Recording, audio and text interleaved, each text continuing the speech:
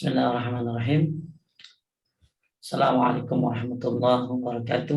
Waalaikumsalam. Alhamdulillah nahmaduhu wa nasta'inuhu wa nastaghfiruh wa na'udzu billahi min syururi anfusina wa min sayyiati a'malina. May yahdihillahu fala mudilla lahu wa may yudlil fala hadiya lahu. Asyhadu an la ilaha illallah wahdahu la syarika lahu wa asyhadu anna Muhammadan abduhu wa rasuluh. Allahumma shalli ala Muhammad wa ala ali Muhammad kama shallaita ala Ibrahim wa ala ali Ibrahim innaka Hamidum Majid. Allahumma barik ala Muhammad wa ala ali Muhammad kama barakta ala Ibrahim wa ala ali Ibrahim innaka Hamidum Majid. Bapak Ibu sekalian yang dimuliakan Allah Subhanahu wa taala, alhamdulillah pada hari ini lewat pengajian Mahabbatullah kita dipertemukan dalam sebuah kajian kitab yang pertama kali, yaitu kitab tentang azab dan nikmat kubur. Tentunya kita akan melewati hal ini, entah kita akan melewati nikmat atau melewati azab, semoga Allah selamatkan kita. Maka kita perlu tahu hal-hal yang bisa kita pelajari, yang bisa kita amalkan agar kita semuanya selamat dari azab kubur. Kita berharap semuanya tentu kebahagiaan di akhir. Kita berharap tentunya bahagia di dunia dan di akhirat khususnya. Maka tentunya ada rambu-rambu yang harus kita pelajari. Nah, pada hari ini lewat Majlis Ta'lim Mahabbatullah, semoga jadi amal jariyah buat para pengurus. Kita akan membahas tentang kitab azab dan nikmat kubur. Taib, saya akan share kitabnya seperti apa. Ini kitabnya. Ini kitabnya, kitab kecil ya. Mungkin harganya nggak nyampe 10.000 kali ya. Berapa harganya? Ada yang tahu pengurus harganya berapa? 15.000 Ustaz. 15.000 ya. Tentunya memiliki kitab lebih baik daripada memiliki kendaraan. Ya, kendaraan cuma bisa dipakai kapan-kapan tapi nggak bisa nyelamatin kecuali dipakai untuk kebaikan. Akan tetapi kitab ini Masya Allah kecil, saku ya, buku saku ini ya. Ini buku saku. Bukunya kecil, bisa masuk ke saku, tapi manfaatnya sangat luar biasa. Mudah-mudahan Bapak Ibu bisa memilikinya, mungkin bisa lihat di Tokopedia atau di manalah ya. Anda bisa cari karya Abdul Latif Ashur, judulnya Azab dan Nikmat Kubur. Kalau diterjemahkan, penentu selamat dan celakanya seorang di akhirat. Karena siapa yang selamat di kuburan, fama ba'dahu aysara minhu, maka setelahnya mudah baginya. Tapi siapa yang celaka di kuburan, fama ba'dahu asyaddu minhu, maka setelahnya makin celaka dia. Maka kuburan adalah awalul manazil. Kuburan adalah tempat di mana pertama kali ya, tempat rumah kita pertama kali. Dan orang melihat kuburan dari jauh hanya sekitar 2 atau kali 1 meter. Tapi di dalamnya ada yang sejauh mata memandang. Luasnya luar biasa. Tapi ada juga yang kuburannya 2 kali 1 meter, diperkecil sehingga mematahkan tulang rusuknya. Semoga Allah selamatkan kita dan ini jadi wasilah buat kita untuk bisa mempersiapkan diri. Bapak Ibu sekalian dimuliakan Allah Subhanahu wa taala. Ada pengantar dari penerbit setelah membaca hamdalah dan salawat kepada Nabi Muhammad SAW. Penerbit memberikan satu ayat yang sering kita dengar dalam surat Al-Imran ayat 185. Kullu nafsin za'iqatul maut wa innama tuwaffawna ujurakum yawmal qiyamah faman zuhziha 'anil nari wa udkhilal jannata faqad faz wa mal hayatud dunya illa mata'ul ghurur. Tiap-tiap yang berjiwa akan merasakan mati. Kita semua hanya menunggu giliran kapan maka jadilah orang yang cerdas. Orang yang cerdas adalah yang mempersiapkan, suka mengingat kematian dan mempersiapkan bekal untuk kematiannya. Itulah ulaikal aqyas, orang yang cerdas. Maka ketika seorang mengingat kematian, banyak sekali faedahnya. Dia bisa menghentikan kezalimannya. Dan mengingat kematian adalah ibadah. Jadi ketika seorang sadar bahwa dia akan mati, maka dia sedang beribadah sebenarnya. Taib dibaca, siapa yang baca? Yang mana, Ustaz? Tiap-tiap. Bismillahirrahmanirrahim. Tiap-tiap yang berjiwa akan merasakan mati. Dan sesungguhnya pada hari kiamat sajalah disempurnakan pahalamu. Barang siapa dijauhkan dari neraka dan dimasukkan ke dalam surga, maka sungguh ia telah beruntung. Kehidupan dunia itu tidak lain hanyalah kesenangan yang memperdayakan. Taib wa mal hayatud dunya illa mata'ul ghurur. Kehidupan dunia tidak lain hanyalah kesenangan yang memperdayakan. Allah Ta'ala memberikan pemberitaan umum kepada seluruh makhluk bahwa setiap jiwa akan merasakan kematian. Hanya Allah yang maha hidup yang tidak akan mati. Adapun jin, manusia, malaikat semua akan mati. Kullu syai'in halikun illa wajhah. Semua akan mati kecuali wajah Allah Subhanahu wa Ta'ala. Kematian merupakan hakikat yang menakutkan. Dia akan mendatangi seluruh orang yang hidup dan tidak ada yang kuasa menolak maupun menahannya. Dan Allah berfirman di dalam Al-Quran, Alladzi khalaqal mauta wal hayata. Allah menciptakan kematian dan kehidupan. Jadi kematian itu adalah makhluk Allah Subhanahu wa Ta'ala. Maka tidak ada yang kuasa menolak ataupun menahannya. La yastakhiruna sa'atan wa la yastaqdimun. Tidak bisa didahulukan, tidak bisa diakhirkan. Bapak Ibu sekalian yang dimuliakan Allah Subhanahu wa Ta'ala, maut merupakan ketetapan Allah Ta'ala. Maka sepantasnya bersiap diri menghadapinya dengan iman sejati dan amal saleh yang murni.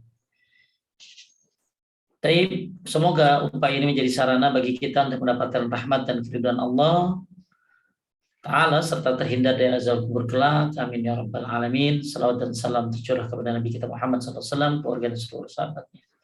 Baik, ini pembuka dari penerbit. Kita akan masuk kepada daftar isi. Kita masuk kepada bab yang pertama tentang beberapa hal yang terjadi ketika kematian tiba. Ini bagus-bagus ya, isinya tentang orang kafir memohon agar dirinya dikembalikan ke dunia, syakaratul maut, tidak akan diterima keimanan orang kafir saat kematian tiba, dan lain sebagainya. Bab 2, beberapa hal yang terjadi setelah kematian, ya macam-macam. Kemudian yang ketiga, dosa-dosa penyebab siksa kubur. Yang keempat, amalan yang menyelamatkan dari azab kubur. Kita masuk kepada bab yang pertama, yaitu poin 1, beberapa hal yang terjadi ketika kematian tiba. Yang pertama adalah tentang orang kafir yang memohon agar dirinya dikembalikan di dunia. Kematian menjadi sebuah penyesalan buat siapapun, walaupun itu orang soleh. Kalau orang soleh menyesal kalau tidak memperbanyak lagi dan lagi. Sedangkan orang kafir ya menyesal karena tidak sempat beriman. Orang fajir menyesal karena tidak sempat bertobat. Maka pergunakan umur yang Allah kasih untuk memperbanyak amal ibadah kita kepada Allah Subhanahu wa Ta'ala. Jangan sampai hal ini terjadi kepada kita. Apa yang terjadi kepada orang kafir, kita berlindung kepada Allah, jangan sampai terjadi kepada kita. Nah, apa yang terjadi buat orang kafir ketika kematian tiba?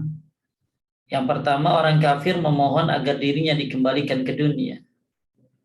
Allah Subhanahu wa Ta'ala berfirman, hatta iza jaa ahaduhumul mautu qala rabbi irji'un la'alli a'malu salihan fima taraktu kalla innaha kalimatun huwa qailuha wa min waraihim barzakhun ila yaumi yub'atsun.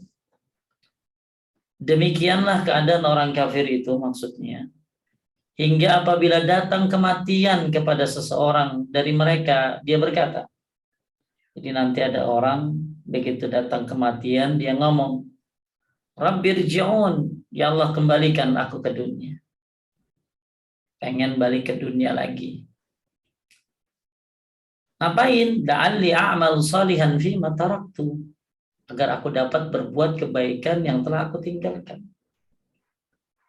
Jadi kebanyakan orang begitu mati baru yakin. Harusnya dia yakin sebelum mati. Ya, jadi ketika dia mati, ya, walau tara idzal mujrimuna nakisu rusihim 'inda rabbihim. Rabbana absarna wa sami'na farji'na na'mal salihan inna mungkinun. Walau tara idzal mujrimu, ya disebutkan di dalam Al-Qur'an, ya, nakisur orang-orang pendosa yang nakisur rusihim inda rabbihim, menundukkan kepalanya di hadapan Allah. Lalu mereka mengatakan Rabbana absarna, ya Allah kami sudah melihat, wasami'na kami sudah mendengar, farji'na na'mal salihan, maka kembalikan kami ke dunia. Ngedengar apa? Ya, ngedengar apa? Ngelihat apa? Jadi walau tara idzal mujrimun, ya, mereka orang-orang, ya, ketika mereka orang-orang pendosa nakisu rusihim inda rabbihim, mereka menundukkan kepalanya di hadapan Allah sambil mengatakan Rabbana absarna, ya Allah kami udah lihat. Lihat apa? Ya lihat bagaimana siksa. Wasamina, kami juga sudah dengar. Dengar apa? Dengar suara orang teriak, ya, mendengar bagaimana siksa orang disiksa. Farji'na na'mal salihan. Ini ayat yang sama di surat As-Sajdah. Ya, walau tara idzal mujrimuna nakisu rusihim 'inda rabbihim rabbana absarna wa sami'na farji'na na'mal salihan inna mungkinun. Kembalikan kami ya Allah ke dunia. Kami udah lihat, kami udah dengar. Lihat bagaimana siksa, dengar bagaimana ngeri, bagaimana teriakan-teriakan. Dengar bagaimana azab kubur. Farji'na, ya Allah kembalikan kami ke dunia. Na'mal salihan. Kami akan beramal saleh. Inna mungkinun, dan kami akan menjadi orang yang yakin. Nah, di sini nih, yakin pas sudah kejadian. Kalau kita kan enggak yakin, kan ada ilmu yakin, ada ainul yakin, ada haqqul yakin. Allah Subhanahu wa taala ngasih tahu kita ada surga, ada neraka, ya kita harus yakinin. Allah udah kasih tahu kita akan ada pertanyaan di kubur. Allah sudah kasih tahu kita akan ada malaikat, akan ada azab, akan ada nikmat di kubur. Harusnya kita yakin, lagi hidup yakinnya. Bukan yakin udah mati. Semua mayit yang ada di kuburan kalau dibangkitkan semua akan yakin kepada Allah, yakin kepada Rasulullah, yakin kepada Islam. Tapi keyakinan itu harusnya ada di dunia. Maka Allah berfirman, kalla law ta'lamuna ilmal yakin la tarawunnal jahim. Ya. Kita disuruh yakin tuh. Kita disuruh yakin, maka penting meyakini apa yang disampaikan oleh Allah dan Rasulnya. Penting mengimani apa yang disampaikan oleh Allah dan Rasulnya. Jangan sampai kita nggak percaya dengan azab kubur.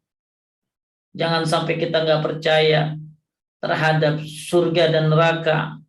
Jangan sampai kita tidak yakin terhadap Allah Subhanahu wa taala. Nah, orang-orang kafir itu apabila datang kematian kepada seorang dari mereka, mereka berkata, "Ya Rabbku, kembalikanlah aku ke dunia." Kenapa minta balik? Karena udah lihat. Ya, dalilnya surat As-Sajdah. Kalau ini kan surat Al-Mulk, Al-Mu'minun nih. Ayat 99 sampai 100. Kalau yang saya tadi baca itu surat As-Sajdah. Ya, kenapa mereka minta balik? Minta keluar dari kuburan? Karena mereka udah yakin. Oh benar. Ada azab. Balikin. Gak bisa, bro. Ngapa lu kagak sadar di dunia? Karena udah dengar, balikin. Ya nggak bisa. Kembalikan aku ke dunia. Mau ngapain? Aku dapat berbuat kebaikan yang telah aku tinggalkan tuh. Sekali-kali tidak, sungguh itu adalah dalih yang diucapkannya saja, dan di hadapan mereka ada dinding barzah sampai hari mereka dibangkitkan. Baik, kita lihat beberapa tafsir tentang surat Al-Mu'minun ayat 99 sampai 100. Kita lihat tafsirnya. Dari Kementerian Agama Saudi. Ya, tafsir surat apa nih Teh? Surat apa? Al-Mu'minun ayat berapa tadi? Dan 9 sampai 100. Dan 9 sampai 100. Ya, yang kita bahas di awal buku ini ya. Jadi kita lagi bahas buat yang baru gabung. Ini buku tentang bagaimana azab dan nikmat kubur. Nah, ada di bab 1 berapa hal yang terjadi ketika kematian tiba. Salah satunya permohonan dari orang-orang kafir agar dirinya dikembalikan ke dunia. Nah, apa tafsir dari surat Al-Mu'minun ayat 99 sampai 100? Kita lihat yang pertama tafsir dari Kementerian Saudi Arabia. Lanjut ya, Allah mengabarkan tentang keadaan orang yang sakratul maut, baik dari orang-orang kafir atau orang-orang yang melalaikan perintah Allah. Ingat, dari orang-orang kafir dan orang-orang yang lalai perintah Allah. Berarti bisa saja orang-orang muslim tapi yang banyak dosanya. Ya, lanjut. Hingga apabila dia mendekati kematiannya dan menyaksikan siksaan yang diancamkan kepadanya, dia berkata, "Wahai Tuhanku, kembalikanlah aku ke dunia." Tuh. Jadi terus nah ini apa lagi? Udah. Tafsirnya nih. Allah mengabarkan Allah mengabarkan tentang keadaan orang yang sakratul maut, baik dari orang-orang kafir atau orang-orang yang melalaikan perintah Allah. Hingga apabila dia mendekati kematiannya dan menyaksikan siksaan yang diancamkan kepadanya, dia berkata, "Wahai Tuhanku, kembalikanlah aku ke dunia." Tuh, jadi begitu dia ngapain dia? Dia sakaratul maut, terus ya dia menyaksikan, kan orang kalau meninggal tuh orang-orang kafir beda loh Teh. Ya, cara matinya tuh beda sama orang-orang mukmin. Kalau kita orang-orang mukmin matinya insya Allah bagus. Kita coba perbandingan ya. Perbandingan matinya orang mukmin dengan orang-orang fajir. Sebagaimana yang disebutkan di dalam kitab Ad-Da' Dawa disebutkan. Nah ini coba. Ini dari kitab Ad-Da' Dawa.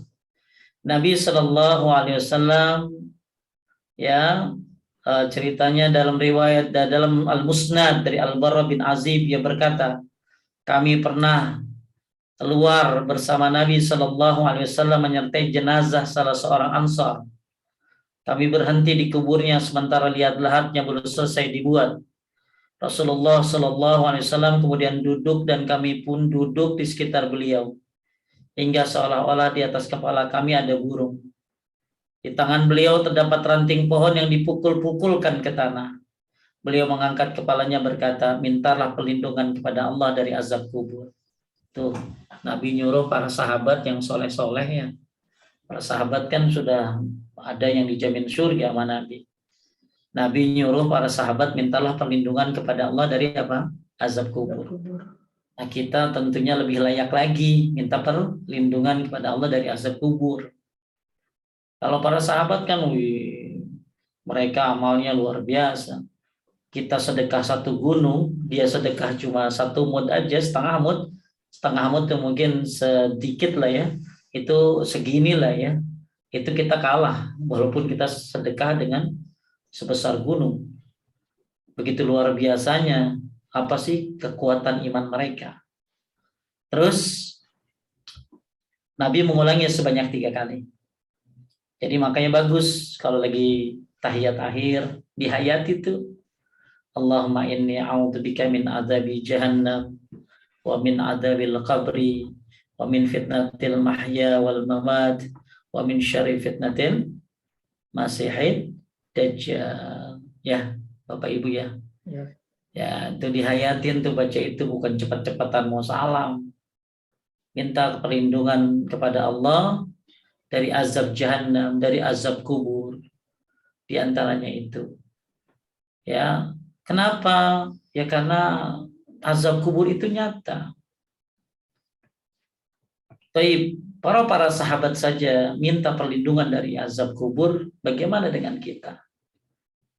Nabi Shallallahu Alaihi Wasallam lanjutin, ketika seorang mukmin, hamba mukmin, ketika seorang hamba mukmin menghadapi saat-saat berpisah dari dunia dan menghadap ke akhirat, turunlah kepadanya para malaikat yang berwajah putih dari langit. Ini buat siapa? Buat orang mukmin. Ya, terus wajah mereka seperti matahari. Mereka membawa sebuah kafan dan hanun ya, dari surga. Ya, terus maka mereka lalu duduk di sekitarnya sejauh mata memandang. Siapa yang duduk nih? Malaikat. Ya, jadi kalau orang mukmin meninggal dunia, malaikat itu turun sambil bawa kafan dan hanut, tempat dari surga. Terus kemudian datanglah malaikat maut. Jadi setelah mereka kumpul sejauh mata memandang, maka datanglah malaikat maut. Duduk di sisi kepalanya dan berkata, keluarlah wahai jiwa yang tenang. Ya, ada 2 kalimat ya yang saya tahu. Yang pertama ya ya ayyuhatan nafsul mutmainnah irji'i ila rabbika radiyatan mardiyah fadkhuli fi ibadi wadkhuli jannati. Mudah-mudahan malaikat berkata demikian untuk kita. Wahai yang berjiwa tenang, kembalilah kepada Rabbmu. Atau sebagaimana dalam surat Fussilat ya disebutkan ya alladzina qalu rabbuna Allah summa istaqamat malaikatuna alla takhafu wa la tahzanu wa abshiru bil jannati allati kuntum tu'adun. Jadi ada 2 kalimat katanya yang disampaikan oleh malaikat ketika dia mau mencabut nyawa seorang mukmin. Entah pakai kalimat ya ayyuhan nafsul mutmainnah, wahai yang jiwanya tenang, atau alla takhafu wa la tahzanu wa abshiru bil jannati allati kuntum tu'adun. Jangan takut, jangan sedih, surga telah dijanjikan oleh Allah buat kamu. Kemudian keluarlah menuju ampunan keridhaan Allah. Jiwa itu pun mengalir keluar seperti aliran tetesan air dari mulut bejana. Kemudian malaikat maut segera mengambilnya. Saat malaikat maut mengambilnya, para malaikat yang lain tidak membiarkan jiwa tersebut berada di tangannya walaupun hanya sekejap. Mereka segera mengambil dan meletakkan di kafan dan hanut tadi.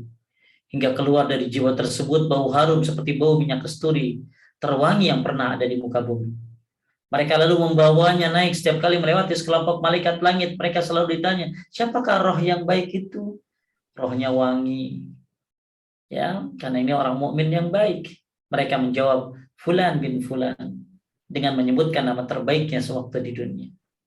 Hingga akhirnya mereka sampai ke langit dunia. Mereka pun meminta agar pintu langit dibukakan untuk jiwa tersebut.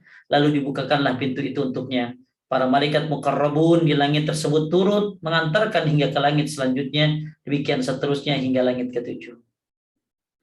Ya, ini cerita orang mukmin yang mati. Ya.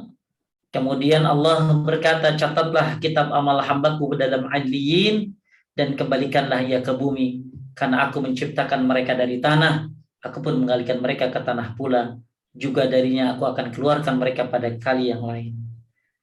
Nah ini matinya orang mukmin. Maka ruhnya dikembalikan ke bumi. Setelah itu datanglah dua malaikat kepadanya. Keduanya mendudukkan hamba tadi dan bertanya kepadanya. Jadi nanti di kuburan ketemu nih sama dua malaikat. Makanya kalau kita lagi ibu-ibu, lagi bapak-bapak ya, yang sunnahnya bapak-bapak, begitu habis nguburin mayit doain tuh, Allahumma gfir lahu, Allahumma sabbithu, Allahumma gfir lahu, Allahumma sabbithu. Ya Allah ampuni dia, kokohkan dia. Kenapa? Karena dia sedang ditanya. Ya, jadi setelah dikubur kita doa Allahumma gfir lahu, Allahumma sabbithu, Allahumma gfir lahu, Allahumma sabbithu, Allahumma gfir lahu, Allahumma sabbithu. Kenapa? Fa innahu al-an yus'al, kata Nabi. Karena dia sekarang akan ditanya. Maka akhirnya malaikat itu datang mendudukkan hamba tadi dan bertanya kepadanya, siapa Rabbmu? Rabbku adalah Allah, jawabnya. Apa agamamu? Tanya kedua malaikat tersebut lebih lanjut, agamaku adalah Islam. Siapakah laki-laki yang itu diutus kepada kalian? Dia adalah Muhammad Rasulullah SAW. Apa ilmumu? Aku membaca kitabullah. Aku pun mengimani dan membenarkannya. Tiba-tiba terdengarlah panggilan dari langit, hambaku benar, katanya. Bentangkanlah untuknya permadani dari surga, berilah ia pakaian dari surga, dan bukakanlah satu pintu menuju surga untuknya. Nah, inilah kematian yang indah dan akhir yang indah buat orang-orang mukmin di kuburannya. Maka mudah-mudahan kita seperti ini, insya Allah. Maka jagalah keimanan kita, jagalah amal kita, jagalah tauhid kita. Ya, hati-hati dari hal-hal yang mengeluarkan kita dari Islam. Hati-hati dari hal-hal yang membawa kesyirikan. Nah, ini selanjutnya ya, datang orang yang wajahnya bagus, ya. Nah, ini enaklah buat orang mukmin. Kemudian kita lihat orang kafir yang sedang kita bahas tadi, surat Al-Mu'minun ayat 99 sampai 100. Mereka minta balik. Ya, tadi kan kita bahas bahwa keadaan orang kafir hingga apabila datang kematian kepada seorang dari mereka berkata, kembalikan ya Allah ke dunia. Aku akan berbuat kebaikan yang aku tinggalkan. Ahli tafsir menyebutkan bahwa mereka minta apa tadi? Minta balik. Kenapa minta balik? Ya. Kenapa Allah mengabarkan tentang keadaan orang syakaratul maut, baik orang kafir ataupun orang yang melalaikan perintah Allah, hingga apabila dia mendekati kematian dan menyaksikan siksaan yang diancamkan kepadanya. Jadi begitu dia mati, maka dia menyaksikan siksaan yang diancamkan kepadanya, sebagaimana surat As-Sajdah tadi saya baca, mereka melihat, mereka mendengar siksaan yang diancamkan, maka ini dia bilang, qala rabbirji'un. Ya. Mereka mengatakan, kembalikan aku ke dunia. Bahkan Bapak Ibu sekalian dimuliakan Allah, kita kembali lagi kepada pencabutan roh tadi. Ketika tadi orang mukmin kita sudah bahas, sekarang kita lihat bagaimana orang-orang kafir. Lanjut ya, Nabi melanjutkan.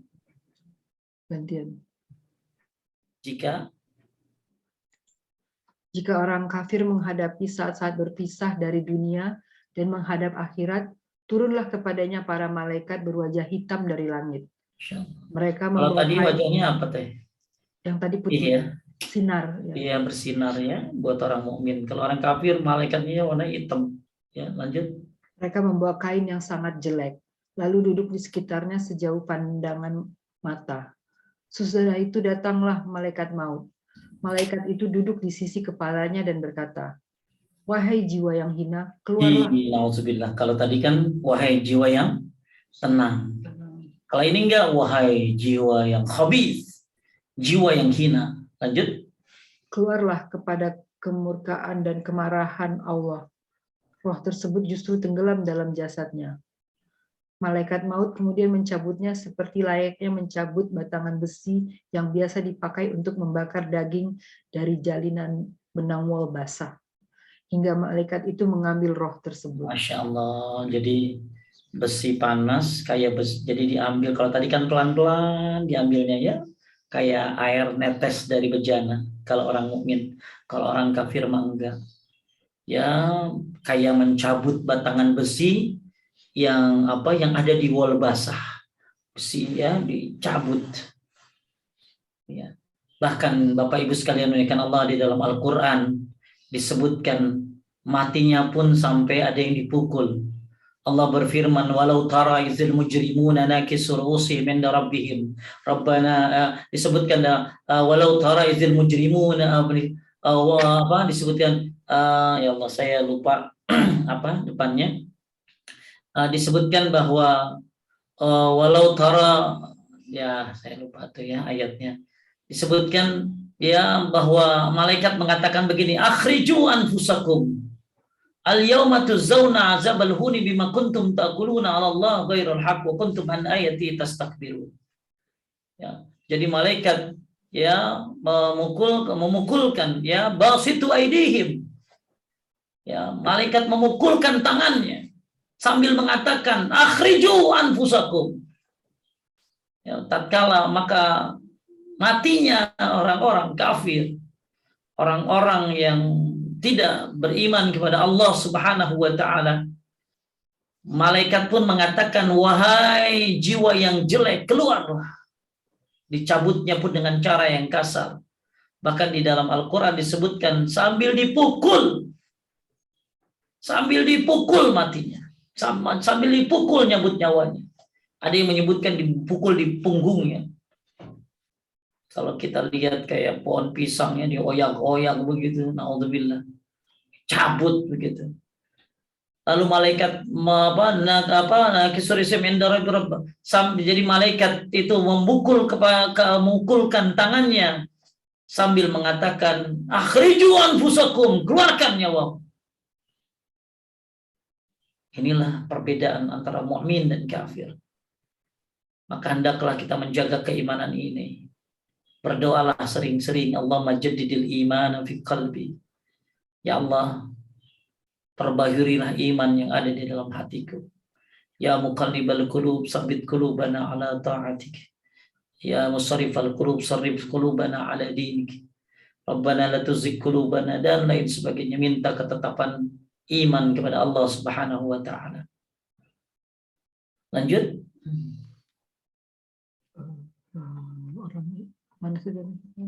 Tersebut malaikat maut kemudian mencabut. Dan saat malaikat maut mengambilnya, di bawah sini, saat malaikat maut mengambilnya, para malaikat yang lain tidak membiarkannya walaupun hanya sekejap. Mereka segera mengambil dan meletakkannya pada kain kasar tadi. Muncullah bau yang sangat busuk seperti bau bangkai terbusuk yang pernah ada di muka bumi. Mereka lalu membawanya naik ke langit. Setiap kali melewati sekelompok malaikat, mereka selalu ditanya, siapakah yang buruk ini? Mereka menjawab, Fulan bin Fulan, dengan menyebutkan nama terjeleknya sewaktu di dunia. Mereka pun meminta agar pintu langit dibuka, tapi pintu tidak dibukakan untuknya. Kalau tadi orang mukmin dibukakan pintunya. Ya, kemudian Nabi membaca la tufattahu lahum abwabus sama wa la yadkhulunal jannah hatta yalijal jamal fis samil khiyat. Sekali-kali tidak akan dibukakan bagi mereka pintu-pintu langit, dan tidak pula mereka masuk surga hingga unta masuk ke lubang jarum. Kemudian akhirnya Allah berkata, catatlah kitabnya di Sijin. Kalau tadi orang mukmin dicatatnya di mana? Di Aliyin. Kalau ini orang kafir ditaruhnya di mana? Sijin. Bedain Aliyin, Sijin. Ya, lantas rohnya dilemparkan. Kemudian Nabi sallallahu alaihi wasallam membaca, wa may yusyrik billahi faka'annama kharra minas samai fatakhtafuhu at-tayr aw tahwi bihi ar-rihu fi makanin sahik. Barang siapa yang mempersekutukan sesuatu dengan Allah, maka ia seolah-olah jatuh dari langit lalu disambar oleh burung atau diterbangkan ke angin ke tempat yang jauh. Jadi rohnya itu kayak apa? Jatuh dari langit. Kemudian disambar burung, lalu diterbangkan angin ke tempat yang jauh. Kemudian roh tersebut dikembalikan ke jasadnya. Sudah itu datanglah dua malaikat kepadanya lalu mendudukan dan bertanya, siapakah Rabbmu? Dia cuma bisa ngomong begitu, ho aja. Aku tidak tahu. Jawabnya, apa agamamu? Aku tidak tahu. Siapakah orang ini yang diutus kepada kalian? Aku tidak tahu. Tiba-tiba terdengarlah panggilan dari langit, hambaku telah berdusta, bentangkanlah untuknya permadani dari neraka, berikanlah ia pakaian dari api neraka, dan bukalah pintu neraka untuknya. Ia pun merasakan panasnya neraka serta hawa panasnya, kuburnya pun disempitkan hingga tulang-tulang rusuknya berantakan. Kemudian datanglah seorang yang wajahnya buruk, pakaiannya lusuh, baunya busuk. Orang itu berkata, bergembiralah dengan berita buruk untukmu. Inilah hari yang dijanjikan kepadamu. Siapakah engkau? Wajahmu adalah wajah yang mendatangkan kejelekan, tanyanya. Aku adalah amal burukmu. Ia lantas berkata, wahai Rabbku, janganlah engkau datangkan hari kiamat. Bapak Ibu sekalian dimuliakan Allah, inilah perbedaan yang sangat jauh. Maka pantas orang kafir mengatakan, qala rabbirji'un, kembalikan aku ke dunia. La'alli a'malu salihan fima taraktu, aku akan beramal saleh. Aku akan berbuat kebaikan yang telah aku tinggalkan. Jadi menurut tafsir Muyassar Kementerian Arab Saudi Arabia, Kementerian Agama Saudi Arabia menafsirkan surat Al-Mu'minun ayat 99, keadaan orang yang syakaratul maut, baik dari orang kafir atau orang yang melalaikan perintah Allah, hingga apabila dia mendekati kematian dan menyaksikan siksaan yang diancamkan, dia berkata, kembalikan aku ke dunia. Ya pantas minta balik ke dunia. Dicabutnya juga kagak enak, openingnya juga kagak enak, sambutannya udah ada buruk, ya dijatuhin dari langit, disamber burung, diterbangkan angin, datang dua malaikat, nanya haheho, kagak ngerti dia, jawabnya haheho. Kemudian akhirnya dalam riwayat lain disebutkan itu malaikat memegang besi, yang kalau besi itu dikenakan ke sebuah gunung maka akan hancur, maka besi itu ditimpakan kepada kepalanya. Na'udzubillahi min dzalik. Maka pantas dia ngomong apa? Qala rabbirji'un, kembalikan aku ke dunia. Dari tafsir Markas Tafsiriyah di bawah pengasuhan Syekh Dr. Salih bin Abdullah bin Humaid, Imam Masjidil Haram, disebutkan kenapa dia mengatakan qala rabbirji'un, kembalikan aku ke dunia, sebagai ungkapan penyesalan atas keterlambatannya dalam beramal dan kelalaiannya dari taat kepada Allah. Jadi orang nanti bakalan nyesel yang suka berlambat-lambat dalam ibadah, hati-hati. Ya, lambat-lambat dalam beramal. Udah itu nanti lambat-lambat awalnya nanti lalai jadi lalai. Maka fakhalafa min ba'dihim khalfun adallus salat wattaba'us syahawat. Akan ada nanti generasi yang ninggalin salat dan mengikuti syahwat. Maka hendaklah apa yang diperintahkan oleh Allah lakukan dengan segera dan jangan kita melalaikannya. Jadi kenapa dia teriak, kembalikan aku ke dunia, ungkapan penyesalan atas keterlambatan dalam beramal dan kelalaian dari taat kepada Allah. Kemudian ya disebutkan juga dari tafsir yang lain, disebutkan la'alli a'malu salihan fima taraktu. Mereka meminta untuk dikembalikan demi berbuat saleh, bukan untuk mengumpulkan kekayaan dunia. Jadi kalau itu orang kafir balik lagi ke dunia bukan untuk kumpulin harta, bukan. Kalau itu orang kafir dibalikin lagi ke dunia bukan untuk mengumpulkan harta lagi, bukan. Bukan juga untuk memuaskan syahwatnya. Maka beruntunglah orang yang dikaruniai oleh Allah kesempatan untuk mengerjakan hal-hal yang didambakan oleh orang kafir pada hari kiamat tatkala mereka melihat azab di hadapan mereka. Maka kita ini beruntung, alhamdulillah. Kenapa? Dikasih kesempatan dan karunia oleh Allah untuk mengerjakan amal soleh yang sangat didambakan oleh orang-orang kafir. Kita beriman kepada Allah dan mereka mendambakan keimanan. Bahkan orang-orang ada salah satu keinginan orang, jadi yang di kuburan adalah pengen sedekah. Ya kan? Kita sering ya, ada orang mati pengen sedekah. Ada orang mati pengen sholat walaupun cuma 2 rakaat. Jutaan manusia di alam kubur, kalau dibangkitkan, mereka pengen sholat walaupun cuma 2 rakaat. Mereka pengen sedekah walaupun kecil. Mereka pengen bertobat. Nah kita alhamdulillah masih dikasih kesempatan. Maka hendaklah kita mempergunakan waktu kita dengan sebaik-baiknya. Kemudian juga disebutkan ya dalam tafsir As-Sa'di, Syekh Abdurrahman bin Nasir As-Sa'di dalam menafsirkan surat Al-Mu'minun 99 sampai 100, Allah memberitahukan tentang kondisi orang yang kedatangan ajalnya dari kalangan orang yang melalaikan kewajiban-kewajiban di dunia, lagi berbuat aniaya, bahwa dia merasa menyesal saat menyaksikan tempat kesudahannya, melihat keburukan amalan-amalannya, hingga dia pun meminta untuk kembali ke dunia. Nah, inilah penyesalan orang-orang kafir dan orang-orang yang durhaka kepada Allah, orang-orang lalai dari perintah Allah. Mereka pengen balik. Kenapa? Karena melihat keburukan amalnya dan tempat kesudahan yang jelek.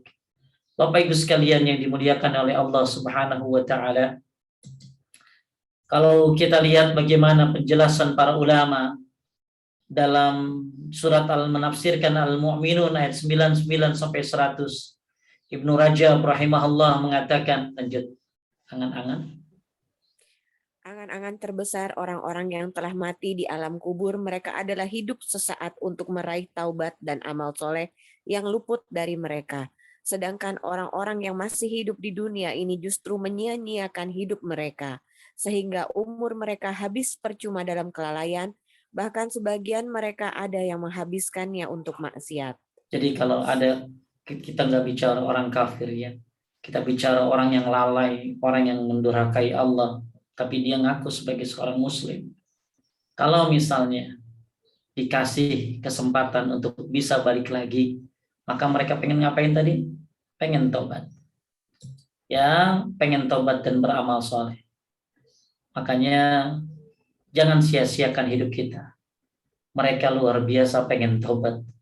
Kita masih diberi kesempatan, maka rajin-rajinlah beristighfar dan bertobat kepada Allah Subhanahu wa taala. Jadi kalau angan-angan terbesar, kata Ibnu Rajab, angan-angan terbesar orang-orang yang di kuburan itu bangkit sesaat, kemudian tobat dan beramal soleh. Kalau dibolehin, bangkitlah kalian semua yang ada di tanah kusir. Mereka akan tobat dan akan beramal soleh. Ya, mau kuburan mana aja, mereka mau tobat. Itu angan-angan terbesar orang-orang yang di kuburan. Muhammad bin Abi Umairah berkata, lanjut, andaikan seseorang menghabiskan umurnya sejak hari dia dilahirkan sampai kematiannya saat tua renta dalam ketaatan kepada Allah Azza wa Jalla, niscaya dia akan memandang kecil amalnya itu pada hari kiamat. Dan sungguh dia berkeinginan untuk bisa dikembalikan ke dunia supaya dapat menambah pahala serta balasan kebaikan. Ya, gini, ini teh siapa namanya? Dewi. Teh Dewi. Jadi ceritanya ini kalau ada orang dari lahir udah soleh, sampai tua soleh, kemudian mati teh, dia akan memandang kecil amalnya pada hari kiamat. Padahal dari kecil soleh, udah tuanya pun soleh. Kalau kita kan kagak, ya kecil ngeselin, SMP lebih lagi, SMA apalagi, kuliah, wow banyak banget salah kita mudah. Ya, tobat-tobat 50-an, 45, 40 baru sadar. Gimana orang yang dari kecil soleh,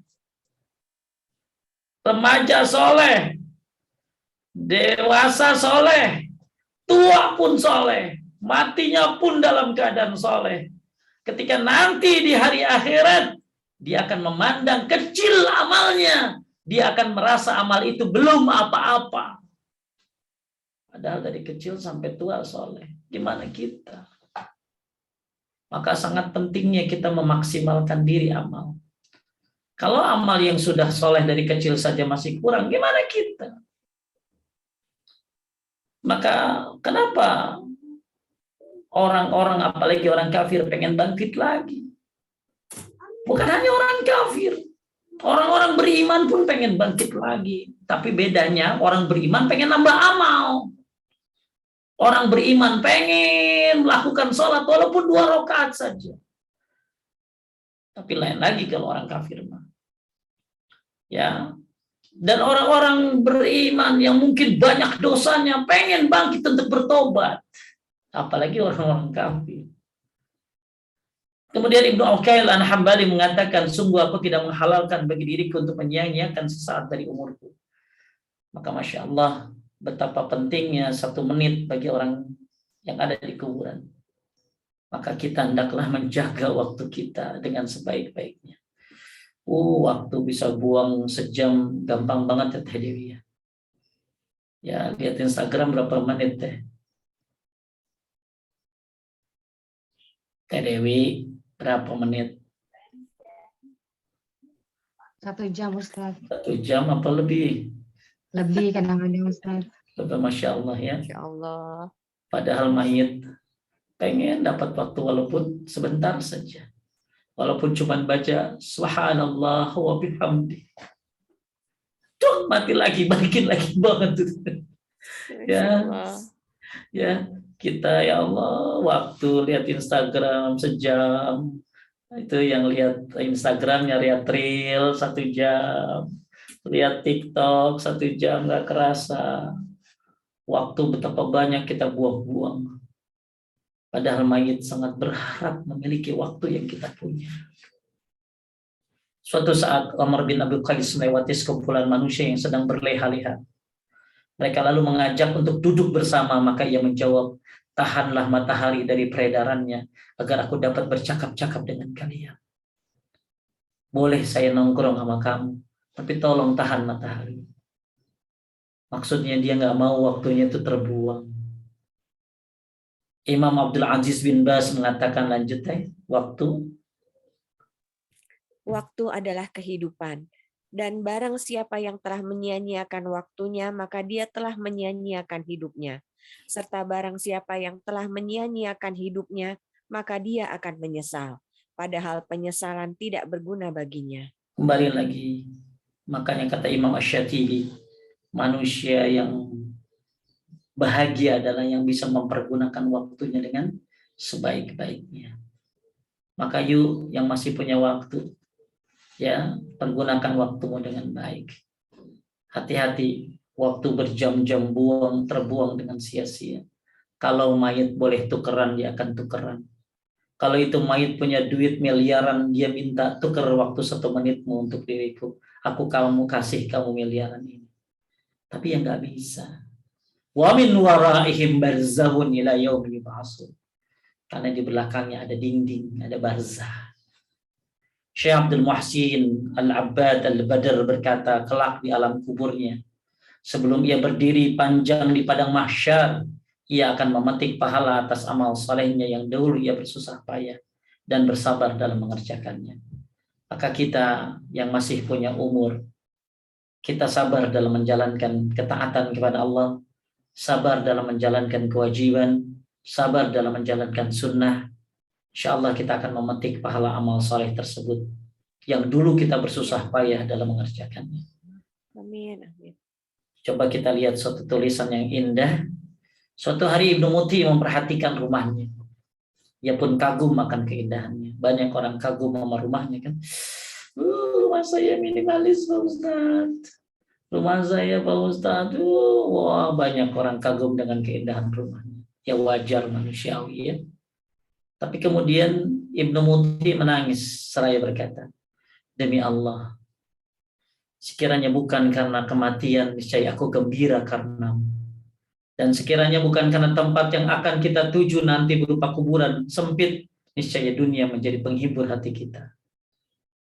Jadi kalau nggak ingat mati, pengen banget tuh gembira ria dengan memiliki rumah yang indah, gemerlap. Tipenya tipe Eropa, tipenya tipe ini, tipe itu, dan lain sebagainya. Kalau nggak ingat kuburan, Ibnu Muti, kalau bukan karena mengingat kuburan, kalau bukan karena mengingat tempat yang akan tuju nanti berupa kuburan yang sempit, maka dunia akan jadi hiburan. Maka hendaklah kita sadar rumah, bukan jangan jadi memperbagus rumah, memperindah rumah ya silakan ya. Tapi jangan sampai lupa kita memperindah rumah kita yang sebenarnya yaitu kuburan. Syekh bin Shalih Al-Utsaimin pernah ditawari rumah oleh raja. Saya lupa raja siapa ya. Tapi Syekh bilang, saya juga lagi bangun rumah. Saya juga lagi bangun rumah. Kalau mau bikinin rumah, bikin saja buat murid-murid saya, kata Syekh. Akhirnya setelah rajanya pergi, muridnya bertanya, Syekh, apakah kau lagi bangun rumah? Kok aku nggak tahu? Lalu Syekh mengatakan, ya saya lagi bangun rumah di daerah sana. Dilihat-lihat daerah sana. Itu kan kuburan, Syekh. Ya, saya lagi bangun rumah di kuburan. Maksudnya apa? Kan dia ditawarin rumah. Oh enggak, Syekh mau saya bikinkan rumah karena Syekh susah ini kan luar biasa ya. Ulama yang Masya Allah. Ya, rahimahullah. Ulama yang luar biasa karangan kitabnya. Manfaat banget semua iman. Semua apa? Semua karangan-karangannya. Begitu dia ditawari rumah oleh raja, dia bilang, saya juga lagi bangun rumah. Maksudnya nggak usah kasih ke saya juga lagi bangun. Kasih aja buat para muridnya yang lagi belajar. Nah, berarti kan Syekh lagi bangun dengan memberikan rumah yang jatah Syekh itu kepada murid-muridnya, berarti dia lagi bangun rumah. Ya, makanya muridnya heran, emang Syekh lagi bangun rumah di mana? Itu daerah sana tuh, disebutkanlah satu nama daerah yang begitu dilihat-lihat, yaitu daerah kuburan. Ya, saya sedang bangun rumah di kuburan. Maka banyak di antara kita yang perhias rumahnya, maka jangan lupa memperhiaslah kuburanmu dengan amal saleh. Ya, terangilah kuburanmu dengan amal saleh.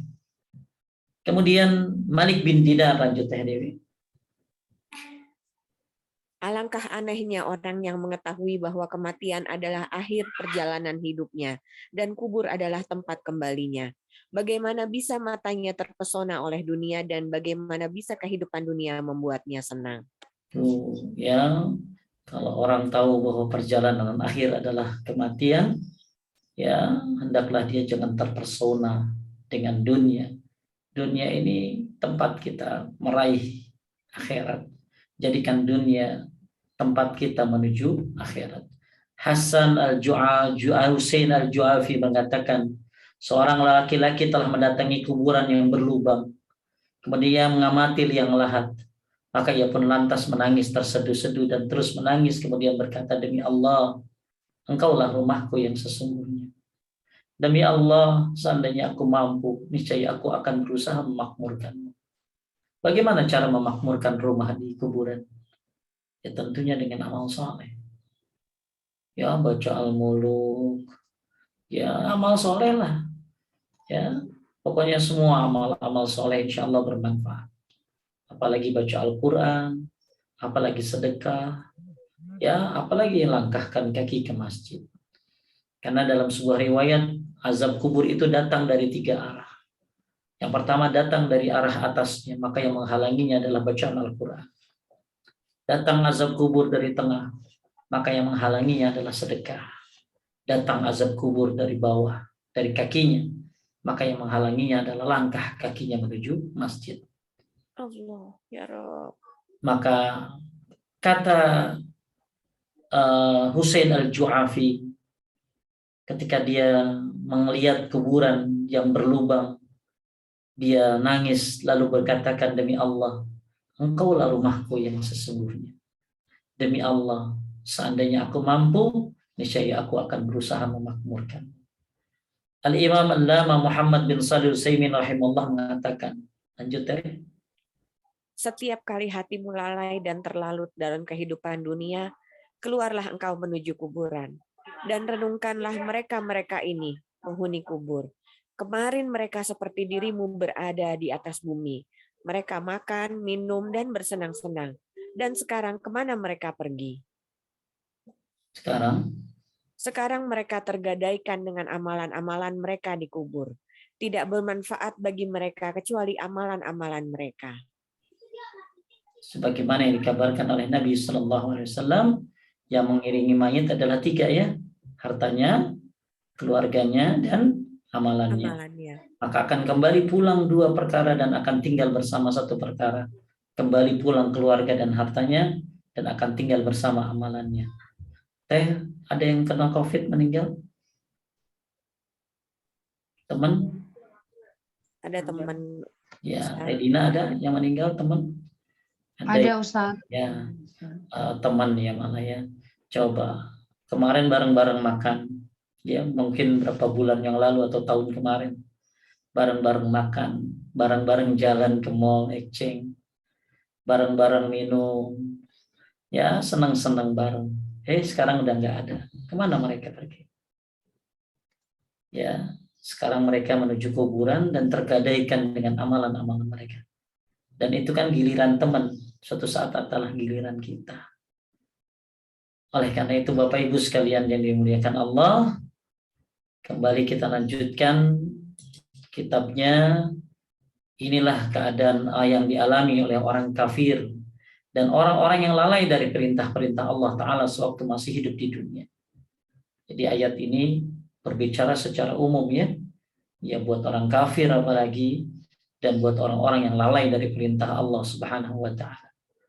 Saat kematian menjemput, barulah ia sadar dan memohon kepada Allah untuk ditangguhkan kematiannya walaupun hanya sesaat agar kesempatan untuk beramal. Ada yang pengen ngapain tadi?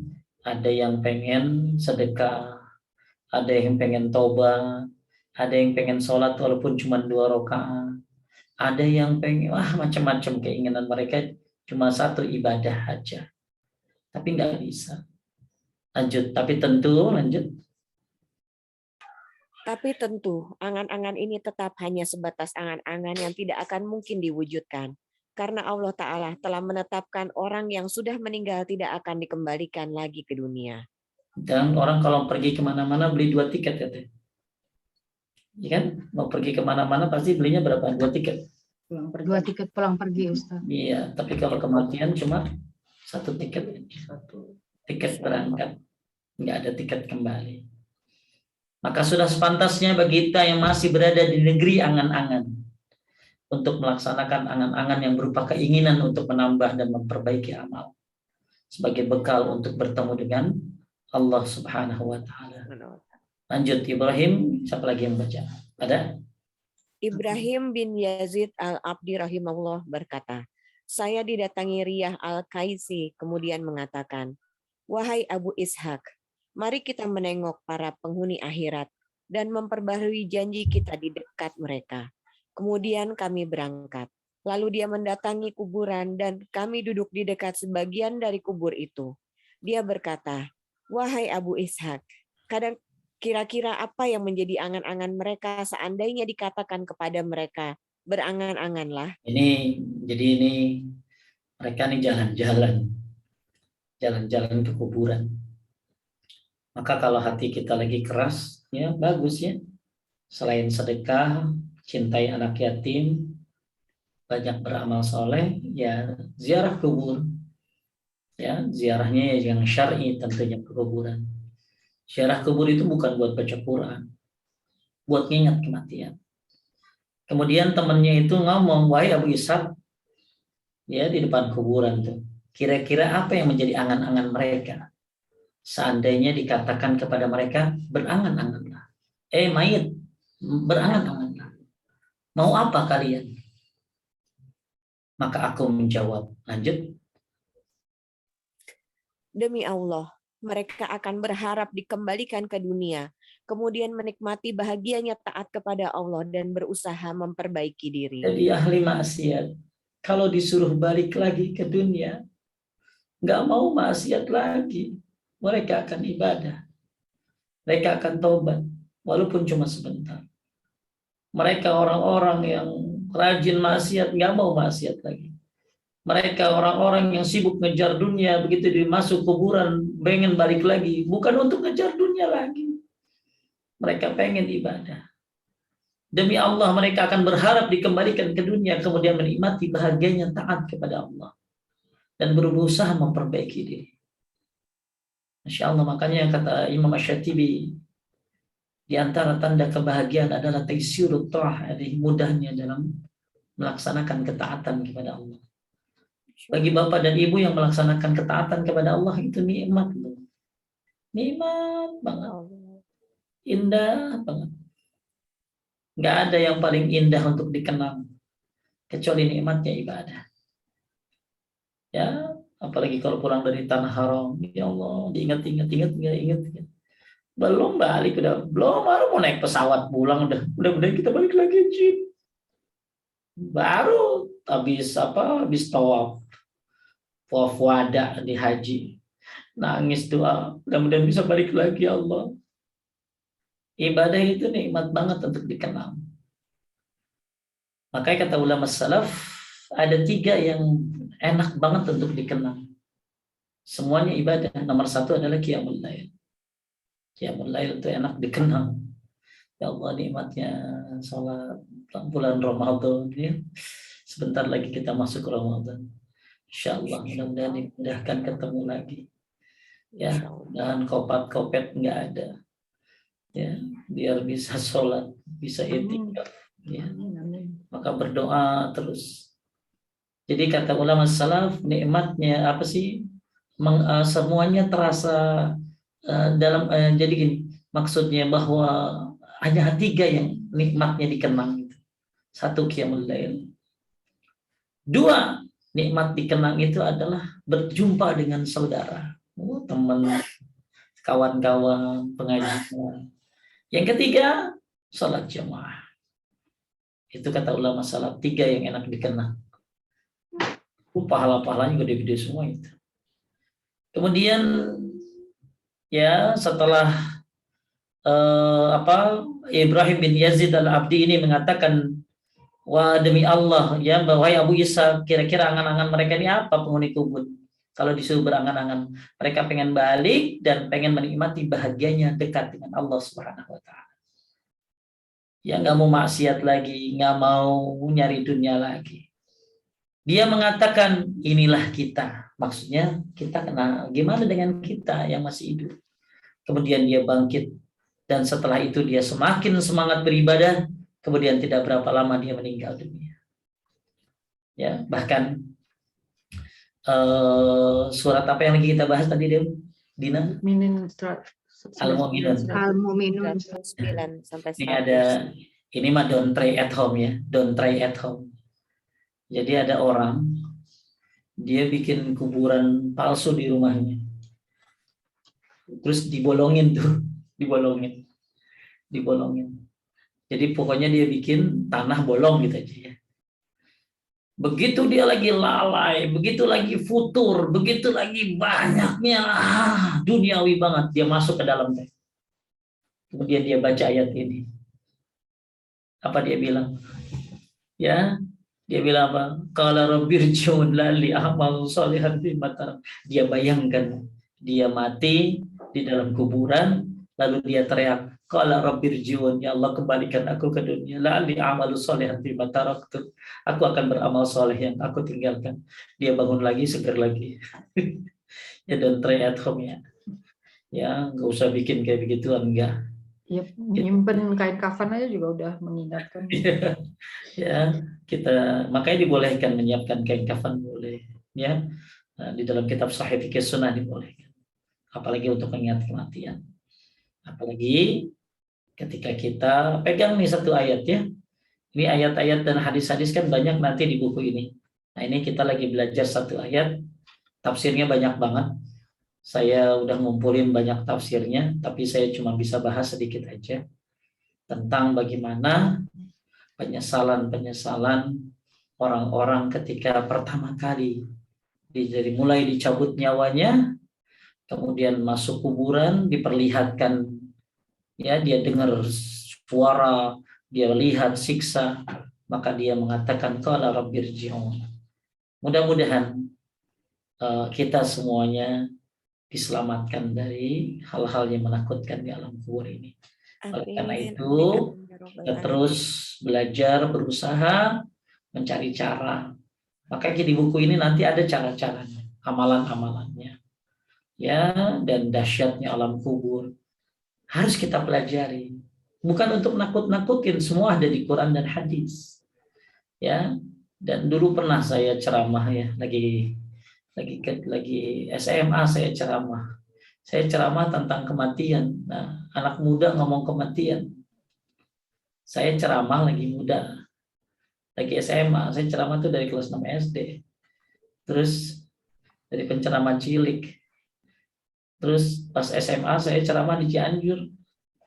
Tiba-tiba saya disuruh ceramah lah, orang saya datang ke situ cuman disuruh Pak Kiai, cuman disuruh udah datang sono sama rombongan. Kenapa disuruh ceramah? Karena yang ceramah belum datang. Akhirnya udah teman-teman pada nunjuk, "Lu Gus maju, ayo maju." Akhirnya saya maju. Saya ceramah, yang ada di otak saya yang saya bisa aja gitu. Saya cerita tentang kematian. Pas saya lagi ceramah, udah datanglah yang ceramah. Saya terusin sebentar, udah selesai. Nah, habis saya ceramah, udah itu yang ceramah ngomongnya bilang begini, anak kecil ngomong kematian, emang pernah ngalamin apa? Ya padahal kan kematian mah ada di Quran dan hadis. Kita tidak perlu ngalamin mati untuk tahu kematian. Semua ada di Quran dan hadis.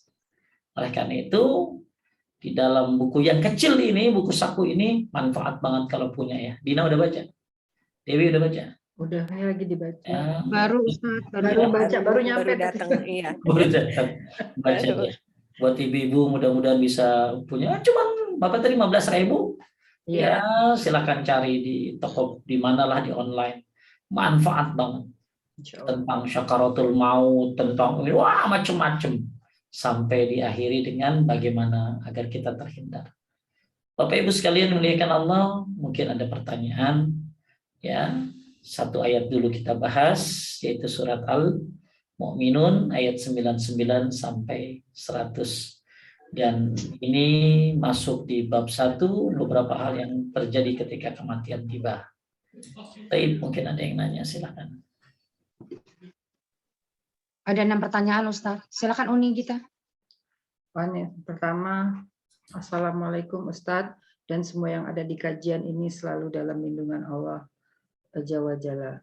Mau bertanya, ada kabar gembira tuh. Kabar gembira di Tokped, bukunya 10.000. Alhamdulillah. Terus Rame-rame ya. Apakah boleh saya yang tajwidnya tidak sempurna menjadi imam buat ibu saya yang sudah sepuh 85 tahun dan sedikit pikun? Karena saya pernah dikasih tahu bahwa kalau tajwid kita tidak bagus atau sempurna, kita tidak bisa menjadi imam. Karena ibu saya sudah sepuh dan tetap harus sholat 5 waktu, karena itu kemauan beliau sendiri. Walaupun saya pernah dikasih tahu bahwa tidak wajib bagi orang yang sudah pikun. Dan beliau suka bertanya, saya sudah berapa rakaat bisa diulang sampai 3 atau 4 kali. Syukran Ustaz atas waktunya. Jazakallah khair. ya begini Ibu, pikun itu ada 2. Pikun permanen yang memang benar-benar pikun, dan pikun yang jarang-jarang. Saya nggak tahu ya, kalau pikun permanen pasti nggak ada kewajiban lagi. Tapi kalau pikunnya ya jarang-jarang, yang misalnya dia harus diingatkan, ya dia harus diingatkan. Ya misalnya, Mami udah sholat, oh iya, dan dia memang mau gitu ya. Ya Mama itu harus diingatkan. Nah sekarang masalahnya, karena ibunya sering lupa, maka anaknya harus jadi imam. Dan bacaan dia nggak bagus. Pertanyaan saya, kenapa kagak belajar? Gitu. Kenapa nggak belajar, Bu? Ya belajar dong, biar Fatihahnya bagus. Justru itu jadi motivasi ibu supaya belajar Fatihah yang benar. Ya, minimal Fatihah ada tuh. Ya, kalau bisa surat yang pendek yang bagus nggak apa-apa, yang hafal aja. Jadi supaya ibunya ini nggak lupa-lupa, maka ibu yang jadi imam anaknya. Nah, anaknya bacanya nggak bagus. Kenapa nggak bagus gitu? Ya harusnya kan dibagusin. Jadi semangat harusnya. Saya harus membawa ibu saya ke surga. Saya pengen ibu saya tetap sholat, karena kadang pikun kan, karena pikunnya kan tidak permanen gitu. Ya kalau pikun bener, ya nggak usah sholat ini mah. Tapi ini kadang ingat, kadang enggak, itu diingatkan aja. Nah, sekarang kan senang harusnya ibu anaknya itu mimpin ibunya bareng-bareng ke surga, yuma sholat. Tapi bacaannya nggak bagus, ya bagusin, belajar, itu jadi motivasi justru. Jangan akhirnya, tapi kan saya nggak, ya belajar, gampang belajar tuh, apalagi punya dorongan gitu loh.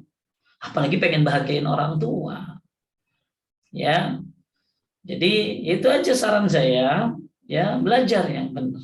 Fatihah itu. Minimal Fatihah yang bagus. Ya, Qul Falak Anas sudah bagusin, udah itu aja.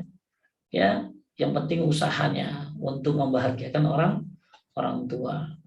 Ya, itu aja. Mudah-mudahan Ibu mau memperbagus bacaan sholatnya. Ya, kembalinya kepada diri kita, itu jadi motivasi justru. Ya memang kalau sholat tuh bagus, ya bacaannya harus bagus gitu loh. Yang Fatihahnya khususnya. Ini jadi motivasi buat Anda. Lanjut. Assalamualaikum Ustadz. Jika kita sudah bertobat dan melakukan amal soleh, apakah ada tandanya jika amalan kita diterima atau tidak? Kan ada orang sholat yang ternyata sholatnya tidak diterima. Jazakallah. Sholat tidak diterima itu ada sebabnya. Satu, sholat tidak diterima itu karena dia tidak paham syaratnya, tidak paham rukunnya. Ya sekarang ada orang sholat nggak wudhu, yang nggak sah dong. Atau dia wudhu tapi nggak baca Fatihah, nggak sah dong. Ya makanya supaya sholat kita sah, satu, kudu ikhlas sholatnya. Dua, ngikutin Nabi sholatnya. Tiga, belajar tentang rukun-rukun sholat, syarat-syarat sholat, wajib-wajib sholat. Ya, setelah Ibu belajar rukun sholat, syarat sholat, wajib-wajib sholat, sunnah-sunnah sholat. Jadi dalam sholat itu kan ada syarat. Dalam sholat dalam sholat itu ada syarat, ada rukun, ada wajib, ada sunnah. Ibu pelajarin tuh. Jadi yang sholat tuh banyak, tapi yang ngerti sholat dikit. Sholat dari dulu, dari kecil sampai gede. Ini subhanallah ala doang mentoknya. Nggak ada perubahan. Merasa udah bener sholatnya, nggak mau perbaikin lagi, nggak mau muhasabah lagi. Salah. Banyak hal-hal tentang sholat yang dia nggak tahu. Luar biasa, hijab syar'i, begitu sholat. Fatihahnya salah. Subhanallah a'la lagi gitu loh. Nggak ada lagi dari dulu itu aja. Karena nggak mau belajar. Dan kelemahan pelajar itu ngapalin. Maka istri saya bikin hafalan doa atau grup hafalan doa. Alhamdulillah saya senang banget lihat ibu-ibu yang udah banyak hafalan doa sujud, doa sebelum salam. Ada ibu-ibu yang hafal udah 6 hafal doa sebelum salam tuh. Jadi Ibu tobat, kemudian beramal soleh, kemudian dipanjang sih ya. Jadi gini, syarat amal diterima itu satu, ikhlas. Yang kedua, mencontoh Nabi Muhammad SAW. Kemudian yang ketiga, Anda harus belajar tuh penyempurna amal apa. Misalnya kita bicara sholat dulu nih ya. Maka Ibu harus tahu syarat sholat apa, syarat-syaratnya, rukun-rukunnya apa, wajib-wajibnya apa, sunnah-sunnahnya apa. Banyak dalam sholat yang harus kita pelajari. Nah, sholat yang bagus adalah sholat yang mencegah perbuatan keji dan munkar. Kalau ada orang sholat, habis sholat dia ternyata masih nyolong, ya berarti yang salah bukan sholatnya, berarti ada yang kurang dalam sholatnya. Jadi tanda seorang amalnya diterima ya ikhlas, kemudian mencontoh Nabi, kemudian ya dia memenuhi syarat-syarat dan rukun dalam sholatnya. Ya, gitu. Kalau tobat diterima apa tandanya Pak Ustadz? Dia melakukan lagi, nggak dosa yang dia perbuat. Kalau nggak melakukan lagi, kemudian saat tanda tobat diterima itu ada perkembangan dalam belajar agamanya. Lebih baik ya. Ya, jadi saya tobat Pak Ustadz, belajar agama nggak lu? Kagak Pak Ustadz, ya sibuk kerja saya. Dan saya tobat. Tobat itu bukan hanya saya tobat, saya berhenti dari dosa, saya nggak melakukan lagi Pak Ustadz. Bukti tobat itu beramal soleh. Berarti kalau Anda memang bertobat, berarti harus beramal soleh. Dan harus bertambah ilmu agamamu. Karena sebab kamu berdosa adalah karena kurang agamamu. Coba kalau dia tahu agama. Ya, mau zina, mau nggak boleh. Ya, nah itu salah satunya. Ya, semoga dimudahkan Ibu. Lanjut. Izin bertanya Pak Ustadz, apakah pergi refreshing atau jalan-jalan liburan itu juga termasuk menyia-nyiakan waktu? Atau Enggak. menyiakan waktu itu adalah ketika kita ada waktu luang tapi malah digunakan untuk nonton TV misalnya, bukannya zikir atau mengaji? Ya, jadi gini Bu, justru refreshing sama keluarga itu obat futur nomor 20. Ibu-ibu lihat ya, saya ada YouTube namanya Zayan TV itu, yang sebagaimana ditulis di mana tuh, di situ tuh. Ya, betul. Ini ya. Tuh, ada Zayan TV. Saya bikin konten tentang 20 obat futur. Ya, atau lihat Instagram saya. Jadi obat futur tuh ada 20. Salah satunya adalah jalan-jalan bersama keluarga. Di antaranya adalah melihat ciptaan Allah. Jadi bagus kalau ibu jalan-jalan sama keluarga, nyenengin suami, nyenengin anak-anak, kan itu ibadah. Nah sambil lihat pemandangan, baca zikir, kan bagus tuh. Ya, malah praktekin tuh adab-adab safar tuh. Banyak adab-adab safar tuh. Praktekin, kasih tahu anak-anak nih adab-adab safar, sholat jadi qashar, jamaah. Justru safar itu bisa jadi ibadah. Jalan-jalan itu bisa jadi ibadah. Bukan melalaikan waktu. Melalaikan waktu itu adalah dia pergunakan waktunya bukan untuk menambah ilmu, bukan untuk menambah amal, bahkan juga tidak untuk menambah dunianya. Ya, tadi nonton TV, nonton Instagram lama, nonton YouTube, dibuka-buka terus.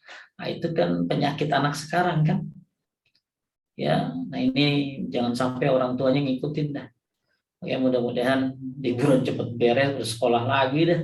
Ya, jangan kelamaan kagak ada kerjaan jadinya. Taib ya. Jadi jalan-jalan bukan membuang-buang waktu, justru bisa jadi ibadah. Wallahu a'lam. Lanjut. Assalamualaikum Ustadz, izin bertanya, apakah termasuk putus asa saat kita doa minta cepat dijemput malaikat maut? Syukron. Orang aja pengen hidup, Bu, pengen Orang mati. dari kubur aja pengen minta kembali. Orang di kuburan aja pengen bangkit lagi. Emang ibu enak di kuburan, emang yakin apa? Pede banget ya.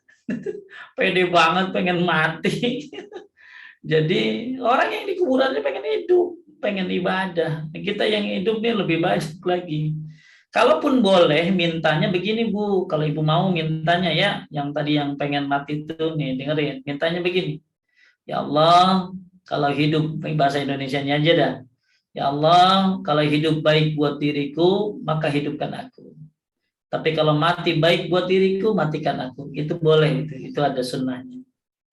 Ya, jadi kalau memang ya Allah ya, kalau hidup baik buat diriku, maka hidupkan aku.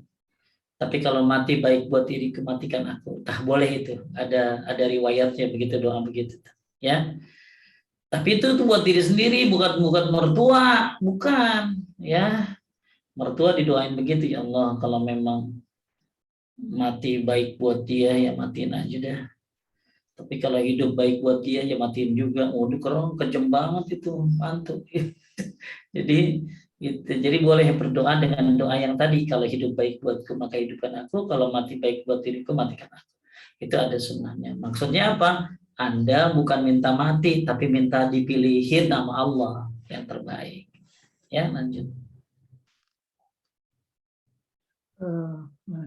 Mohon izin bertanya Ustadz, amalan apa lagi yang bisa kita lakukan selain sholat wajib, sholat rawatib, qabliyah, badiah, dan sholat sunat lain, saum wajib dan sunnah, baca, tadabur, dan khatam Quran. Syukron, jazakumullah khair. Banyak Bu, Ibu beli buku amalan sunnah dalam setahun.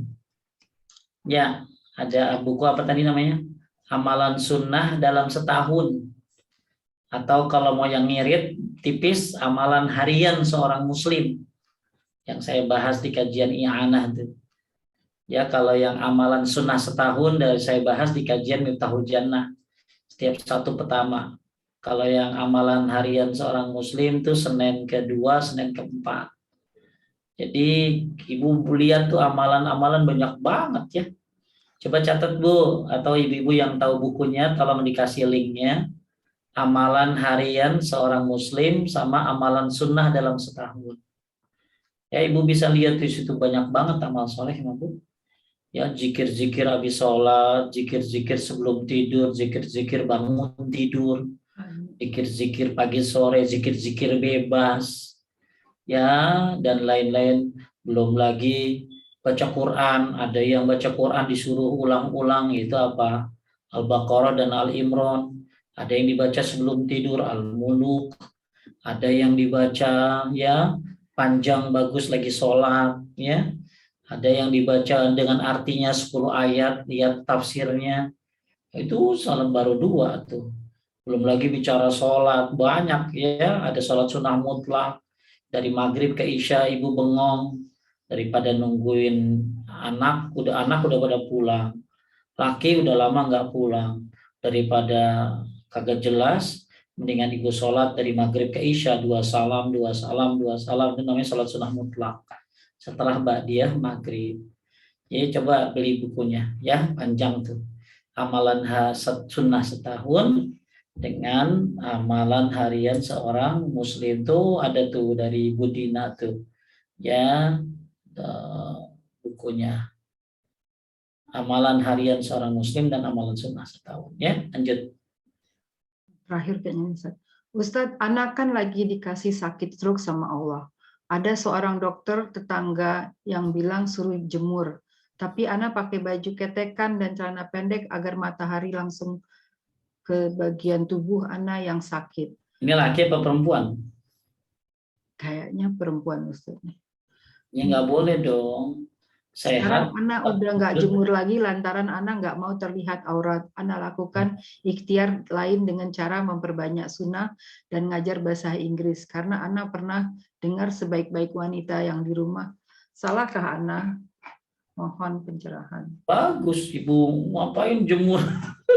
Jemur sih bagus, Ibu. Saya juga suka berjemur, tapi pakai baju, pakai ini, pakai ya tetap ya, pakai baju yang tertutup ya. Nah, kalau Ibu mau jemur ya jemur, tapi kalau jemurnya sampai kelihatan auratnya ini ya itu sehat dengan cara salah gitu loh.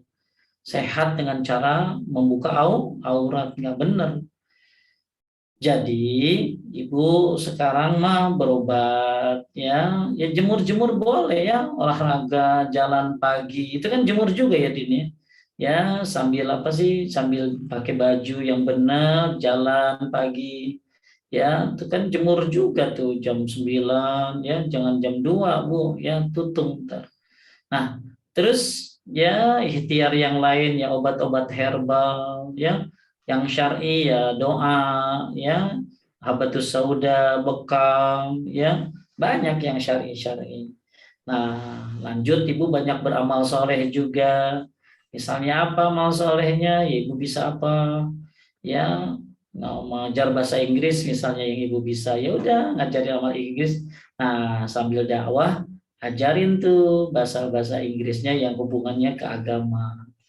Ya, tuh nih tentang doa, ibu ajarin, ya bagus Bu.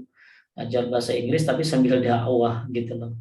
Kemudian ya ibadah deh selanjutnya. Yang penting Bu tauhid yang benar. Tauhidnya bagusin, sunnahnya jalanin, kencengin.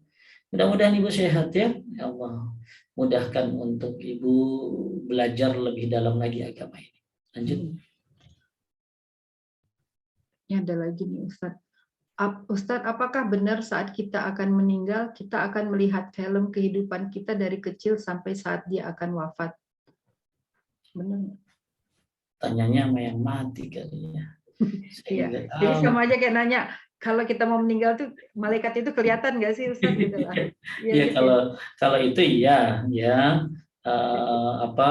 Bisa itu ya, ada. Jadi di kalau kita udah sesek napas kayak merasa mau meninggal tapi kalau masih belum kelihatan malaikat jadi tandanya masih belum gitu kali ya. Jadi intinya kita akan melihat ya malaikat, bahkan nanti setan juga akan bisa kita lihat dalam bentuk godaannya. Bahkan setan itu akan kencang menggoda manusia yang mau meninggal, karena itu last battle bagi dia, pertempuran terakhir. Bahkan yang saya baca dari perkataan ulama salaf, Setan itu akan manggil teman-temannya untuk godain kita yang mau mati itu. Makanya penting kita ditemani anak-anak baca Quran, zikir, ya, supaya dia tidak masuk godaannya. Jadi ketika Anda bilang justru ya yang harus kita lakukan ketika ada orang yang mau meninggal, kita kasih harapan dia. Justru dia blank, Bu, blank. Ya, dia takut kan. Maka kita kasih harapan, mami inget nggak pernah haji? Mudah-mudahan mami hajinya diterima ya, jadi pahala, jadi surga ya. Mami inget nggak sering sedekah setiap Jumat? Nah, itu bagusnya digituin. Saya juga itu Aisyah aja digituin nama Ibnu Abbas. Aisyah ya, yang istri Nabi, yang kata Nabi, Aisyah istriku di surga, diingetin tentang kebaikan oleh Ibnu Abbas. Nah, makanya kalau kita mau mati diliatin film dari kecil, emang bioskop itu ya, atau diperlihatkan, justru nggak begitu. Justru ngeblank ya, yang ada rasa takut bercampur. Maka penting untuk mengingatkan, kasih harapan, mami jangan lupa baca la ilaha illallah, seperti itu ya. Itu setahu saya seperti itu. Wallahu a'lam. Lanjut. Udah ya Ustaz. Sampai jam berapa sih Ustaz? Ya, Masih bisa lagi 5 menit lagi. Iya. Masih bisa terus ya. Ini ada beberapa yang baru masuk. Bentar. Ustadz, menjelang maut datang, benarkah semua ini masih sama kayak yang tadi nih. Itu lagi. Sebaik-sebaiknya manusia itu yang mengingat kematian. Bolehkah kita menyiapkan kain kafan? Tapi Boleh. apakah boleh menyiapkan kain kafan yang dijual dengan kualitas premium? Karena ada beberapa oil shop menjual perlengkapan jenazah dengan harga lumayan sampai jutaan. Bagaimana sebaiknya Ustadz? Nggak apa-apa. Ya, asal duit sendiri. Ya, karena ada sahabat Nabi, kain kafannya buat ibunya yang terbaik. Yang nggak boleh itu berlebih-lebihan, dipayetin, dikasih bordir, dinamain, ya. Jadi nyiapin kain kafan boleh, nggak apa-apa ya Bu ya. Cuman kain kafan itu yang penting itu ya adalah kain kafan itu yang bagus dari uang sendiri paling bagus. Walaupun itu seorang istri, lebih baik dari tabungannya. Tapi kalau dia nggak punya tabungan, boleh dari uang suaminya. Boleh nggak dari sutra Pak Ustadz? Buat perempuan boleh, karena lagi hidup aja boleh, apalagi mati. Ya cuma nggak boleh berlebih-lebihan. Dia berlebih-lebihan sampai ratusan juta. Nggak boleh.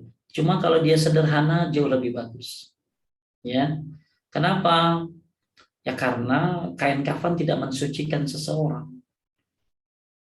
Dengan kain kafan yang bagus, belum tentu dia selamat dari azab kubur.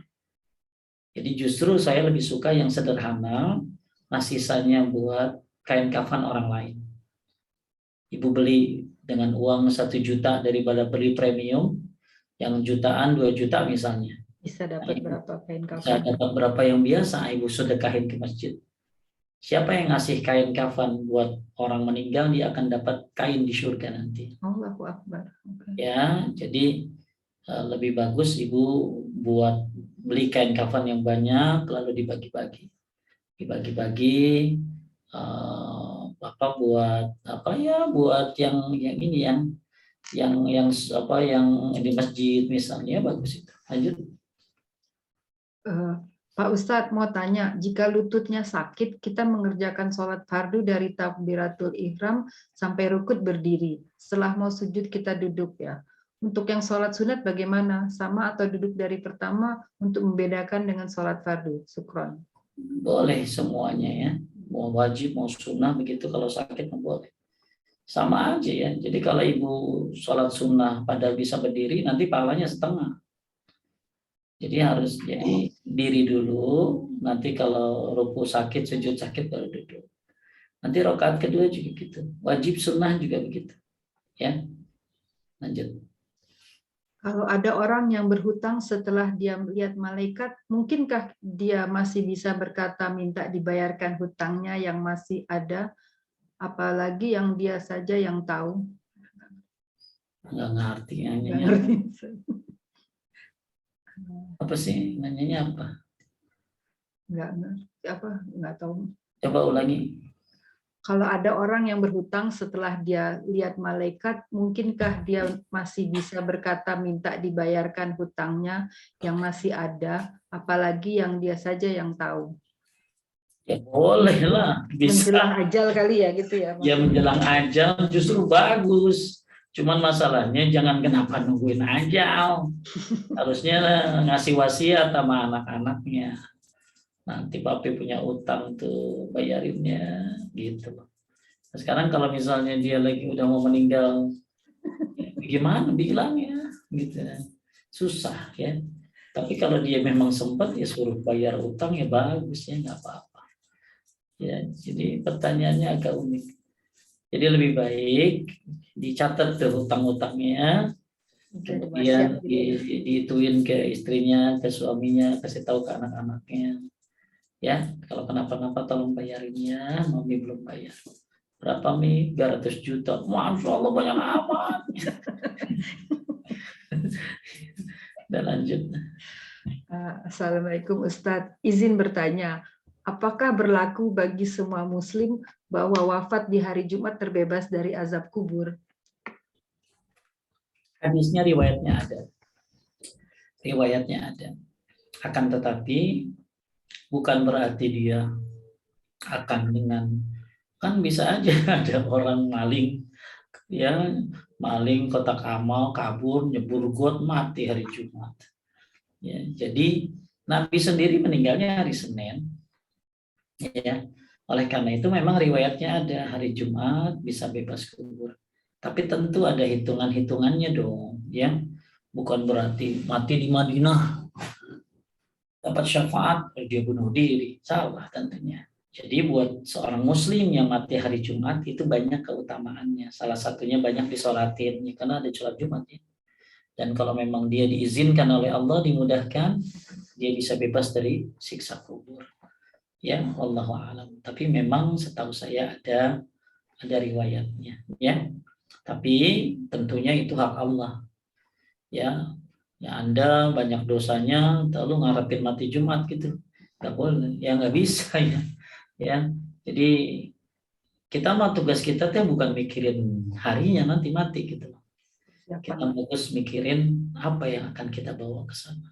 Mau mati hari apa kek, yang penting mati dalam keadaan bertauhid, mengikuti sunnah, menjauhi kesyirikan, ya gitu. Lanjut. Ustadz, bisa nggak kain ikhram dibuat melapisi kain kafan? Karena waktu itu ibu saya meninggal, saya kasih kain kafan suami saya. Jadi sebenarnya kain siapa yang mati, siapa yang kain kafannya kain ihram adalah orang yang mati lagi ihram. Ya, orang yang mati lagi ihram maka kain kafannya adalah kain ihram. Tapi kalau dia mati nggak lagi ihram ya kain biasa aja. Dan perlu diketahui kain ihram kita itu beda dengan kain ihramnya orang India. Kalau kain orang India itu udah kayak kain kafan ya. Tapi kalau kain ihram kita tuh anduk ya. Justru apa ya? Jadi sulit nanti gitu. Takutnya mayatnya gerah gitu. Jadi yang sunnah itu kain kafan yang biasa ya, bukan kayak anduk ya, bukan kayak anduk. Kain kafan biasa lah gitu kan gitu. Jadi yang mati lagi ihram pakai kain kafan. Tapi kalau yang nggak ihram ya kain kafan biasa aja, bukan kain ihram. Nggak ada hubungannya kain ihram. Oh ini kan dia udah haji Pak Ustadz, ya biar tanda gitu, kagak ngaruh. Gitu. Lanjut. Ustadz, gimana kalau kita belum sempat minta maaf ke kerabat atau teman yang sudah meninggal? Doain sekarang. Sedekah atas nama dia, terus doain.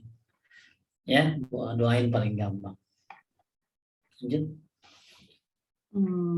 Kayaknya udah. Sudah semua Ustaz kayaknya 10 pertanyaan. Alhamdulillah. Alhamdulillah. Mudah-mudahan Bapak Ibu sini ada yang